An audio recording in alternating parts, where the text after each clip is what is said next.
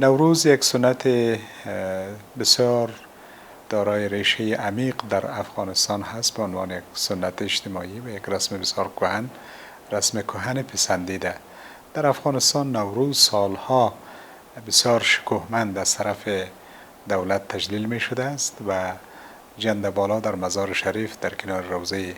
حضرت علی خلیفه چهارم مسلمان ها همیشه و همواره با مراسم خاص، تشریفات خاص توسط مقامات حکومتی برافراشته می شده است و امسال حسب هدایت جناب نایب رئیس جمهور نوروز 1400 به عنوان یک سنت کهن اجتماعی و یک رسم همگانی مردم افغانستان به شکل بسیار شاندار و شکوهمند تجلیل خواهد شد. مراسم و برنامه‌های گوناگونی در نظر هست، هم از طرف وزارت اطلاعات فرهنگ و هم یک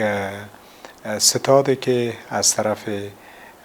ریاست جمهوری تشکیل شده است، یک کمیته تشکیل شده است که در این کمیته هم وزارت اطلاعات فرهنگ مسئولیت هماهنگی را در کل به عهده دارد. در ارگ ریاست جمهوری محفل برگزار خواهد شد و از طرف وزارت اطلاعات فرهنگ هم برنامه‌های زیاد روی دست است و از طرف رادیو تلویزیون ملی افغانستان هم در کابل، هم در جلال آباد، هم در بلخ، هم در هرات، هم در قندهار، در 7 زون افغانستان اونها برنامه‌ای را طراحی کردند که در اون برنامه‌ها هم ما به لحاظ فرهنگی همکاری داریم. در کل خدمت شما این گونه میگوییم که نوروز 1400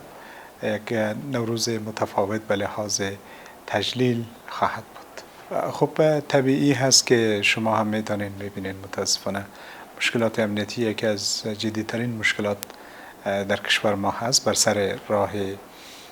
برگزاری هر نوع محفل، تنها نوروز نه. اما خوشبختانه که تدابیر امنیتی در سطح بسیار بالا و جدی گرفته شده است در تمام ولایاتی که مراسم نوروز برگزار می شود. خب قطعا مسئولین امنیتی در هر ولایت متناسب به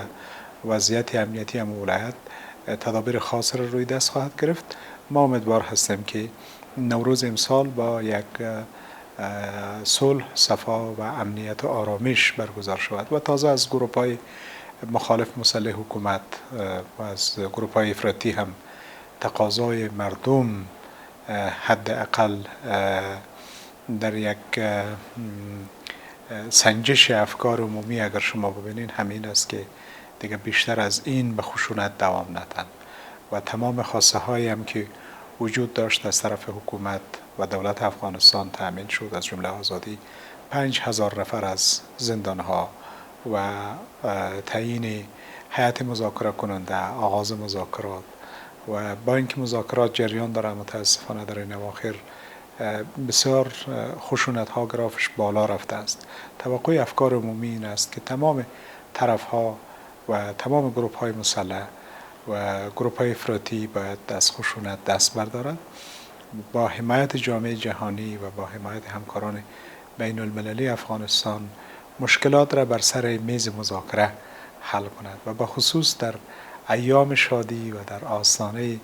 برگزاری جشن نوروز و در آغاز سال نو توقع این است که خشونت به شدت کاهش یابد و مشاهد هیچ نوع خونریزی افراد بیگناه و مظلوم نباشیم. پیغام ما به مردم شریف افغانستان این است که برای صلح، ثبات، استقرار امنیت حکومت افغانستان تلاش میکند، اما حمایت مردم هم از این روند ضرورت است.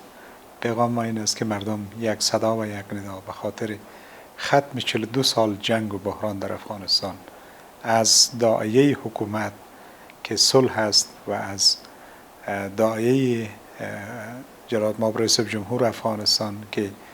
دوام دموکراسی و دوام جمهوریت هست حمایت کنند تا صلح به وجود بیاید. و پیغام از طرف وزارت اطلاعات فرهنگ به صورت خاص این است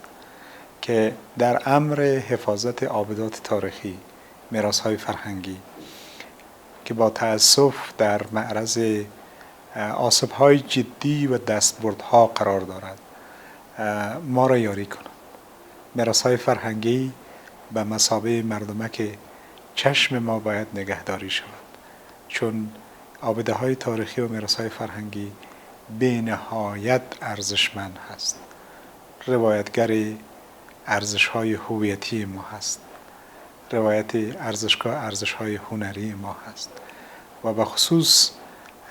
در ولایت‌هایی که جنگ بیشتر جریان و دوام دارد، در اینجا گروه‌های مافیایی به خاطر تخریب و قاچاق و دستبرد به میراث‌های فرهنگی فعال هستند. ما از تمام مردم شریف افغانستان تقاضا می‌کنیم که برای حفظ میراث‌های فرهنگی هم در کنار حمایت از روند صلح حکومت افغانستان را، وزارت اطلاعات فرهنگ را یاری و همکاری کند.